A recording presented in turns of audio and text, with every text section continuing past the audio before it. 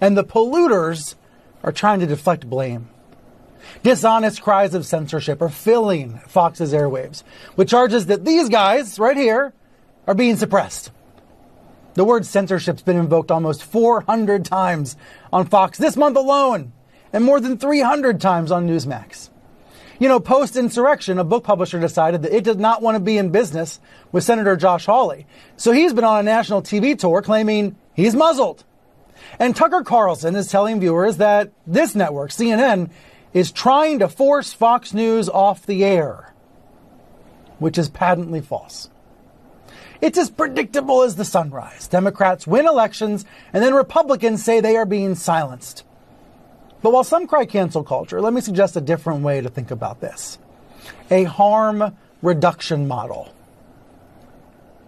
Most people want clean air and blue skies, and accurate news and rational views. And then in that healthy environment that looks beautiful, then we can have great fights about taxes and regulation and healthcare and all the rest. The vast majority of people can agree that disinformation about, let's say, the pandemic is unhealthy. It's harmful. So how can that harm be reduced? Well, big tech platforms say they are removing lies about vaccines and stamping out Stop the Steal BS and QAnon cult content. Now, do these private companies have too much power? Sure. And many people would say yes, of course they do.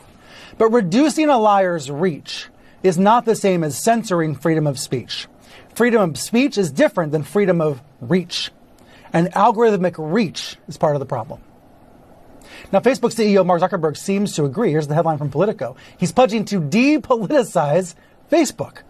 Zuckerberg says one of the top pieces of feedback that we're hearing from our community is that people don't want politics and fighting to take over their experience on our services. Well, he's several years too late, but that is a real issue. And he wants to now try to clean up Facebook. But this is bigger than Facebook. This harm happens all over the place. In the words of a recently fired Fox News editor, news consumers are both overfed and malnourished.